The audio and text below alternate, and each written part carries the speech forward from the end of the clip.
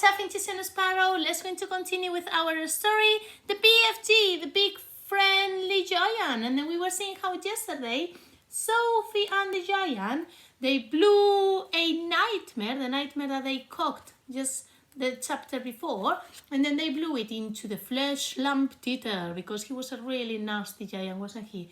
So he blew into his ear and he made him have a really bad nightmare and woke all the other giants, and it ended up with a big fight. So that was kind of funny. Let's going to see today's story is Dreams, today's chapter. The big friendly giant was seated at the great table in his cave, and he was doing his homework. Sophie sat cross-legged on the tabletop nearby, watching him at work. The glass jar containing the one and only good dream they had cooked that day stood between them. The BFG, with great care and patience, was printing something on a piece of paper with an enormous pencil. "What are you writing?" Sophie asked him. Every dream is having its special label on the bottle," the BFG said. "How else could I be finding the one I am wanting in a hurry?" "But can you really and truly tell what sort of a dream it's going to be simply by listening to it?" she asked.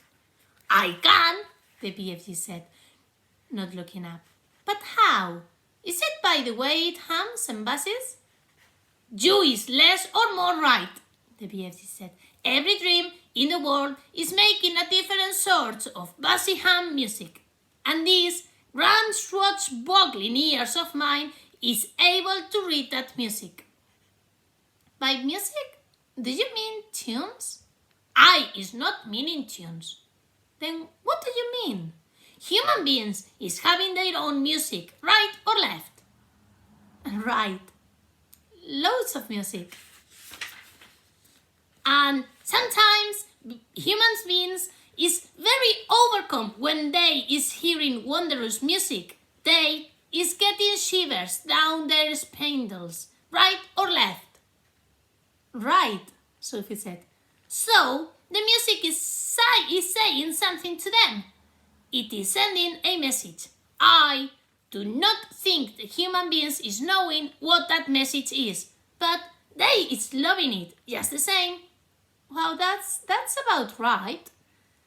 "But because of these jump-squiffling ears of mine," the BFG said, "I is not only able to hear the music that dreams is making, but I is understanding it also." "What do you mean understanding it?" "I can read it. It talks to me. It is like a language." I find that just a little hard to believe." "I'll bet you is also finding it hard to believe in quackwinkles and how they is visiting us from the stars." "Of course I don't believe that." The BFG regarded her gravely with those huge eyes of his. "I is hope you will forgive me," he said, "if I tell you that human beings is thinking they is very clever, but they is not. They is nearly all of them not munchers and squeak peeps." "I beg your pardon," Sophie said. "The matter with human beings is that they is absolutely refusing to believe in anything unless they is actually seeing it right in front of their own nostrils. Of course, quackwinkles is existing. I is meeting them quite often. I is even chittering to them." He turned away contemptuously from Sophie and resumed his writing. Sophie moved over to read what he had written so far. The letters were printed big and bold, but they were not very well formed. Here is what he said. "This dream is about how I is saving my teacher from drowning. I is diving into the river from a high bridge, and I is tracking my teacher to the bank, and then I is giving him the keys of death. Oh, that was difficult reading it backwards. And this is them having a chat. The keys of what? Sophie asked. The BFG stopped writing and raised his head slowly. His eyes rest on Sophie's face. I is telling you once before, he said quietly, that I is never having a chance to go to school. I is full of mistakes. They is not my fault. I do my best. You is a lovely little girl, but please remember that you is not exactly Miss Know Everything yourself. I'm so sorry, Sophie said. I really am. It is very rude of me to keep correcting you. The BFG gazed at her for a while longer. Then he bent his head again to his slow, laborious writing. Tell me, honestly, if you blew this dream into my bedroom when I was asleep, will I really and truly start dreaming about how I saved my teacher from drowning by diving off the bridge? More, the BFG said, a lot more, but I cannot be scribbling the whole grove-flanking dream on the teachy bit of paper. Of course, there is more. The BFG let down his pencil and placed one massive ear close to the jar. For about 30 seconds he listened intently. Yes, he said, nodding his great head solemnly up and down. This dream is continuing very nice. It has a very dory, hanky ending. Oh, tell me, how does it end? Please tell me. You will be dreaming that the morning after you is saving the teacher from the river. You is arriving at the school and you is seeing all the 500 people sitting in the assembly hall and all the teachers as well. And the head teacher is then standing up and saying, I is wanting the whole school to give 3 cheers for Sophie because she is so brave and she is saving the life of our fine arithmetic teacher, Mrs. Figgins, who was unfortunately pushed off the bridge into the river by our gym teacher, Miss Amelia Upscotch. So 3 cheers for Sophie!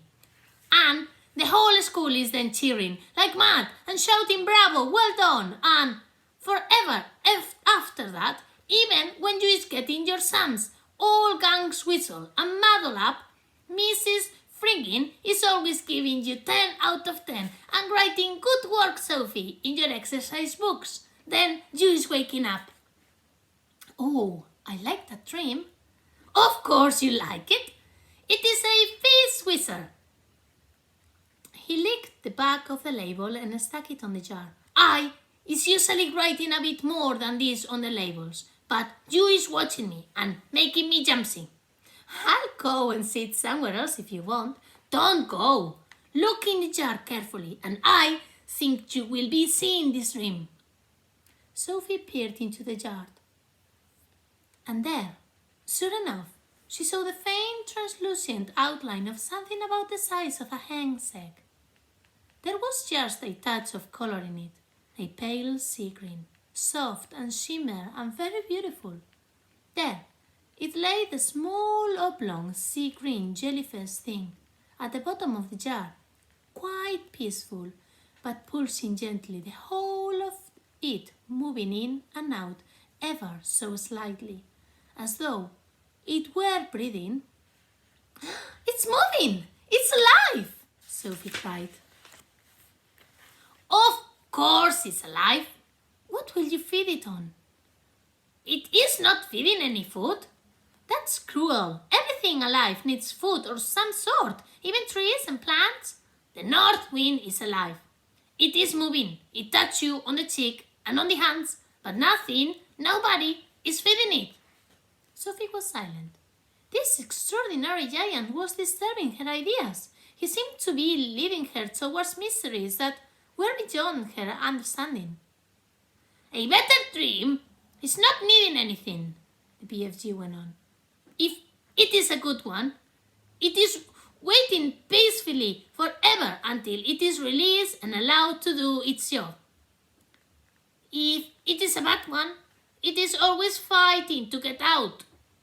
The BFG stood up and walked over to one of the many shelves and placed the latest jar among the thousands of others. Please, can I see some of the other dreams, please? Sophie asked him. The BFG hesitated. Nobody is ever seen them before, but perhaps, after all, I is letting you have a little peep. He picked her up off the table and stood her on the palm of one of his huge hands. He carried her towards the shelves. Over here is some of the good dreams. The Peace Wizards. Will you hold me closer so I can read the labels? My label is only telling bits of it, the BFG said. The dreams is usually much longer. The labels is just to remind me. Sophie started to read the labels. The first one seemed long enough to her. It went right round the jars, and as she read it, she had to keep turning the jar. This is what it says. Today, I is sitting in class, and I discover that if I is staring very hard at my teacher in a special way, I is able to put her to sleep. So I keep staring at her, and in the end, her head drops on her desk, and she goes fast asleep and snorkles loudly. Then in marches the head teacher, and he shouts, "Wake up, Miss Blandridge! How dare you go to sleep in class? Go fetch your hat and coat and leave this school forever. You is sacked." But in a jiffy, I is putting the head teacher to sleep as well. And he just crumples slowly to the floor like a lump of jelly, and there he lies all in a heap and starts snorkeling even louder than Miss Plumbridge. And then I is hearing my mummy's voice saying, "Wake up! Your breakfast is ready." What a funny dream! Oh no, sorry, that's Sophie. What a funny dream, Sophie said. It's a ring, Bella, the BFG said. It's Whoopsie. Inside the jar, just below the edge of the label, Sophie could see the putting to sleep dream laying peacefully on the bottom, pulsing gently, sea green like the other one, but perhaps a trifle larger. Did you have separate dreams for boys and for girls? Sophie asked. Of course, the BFG said. If I is giving a girl's dreams to a boy, even if it was a really whoopsie girl's dreams, the boy will be waking up and thinking, what a rot-bungling, ring-slunging old dream that was. Yeah, boys would, Sophie said. These here are all girls' dreams on this shelf.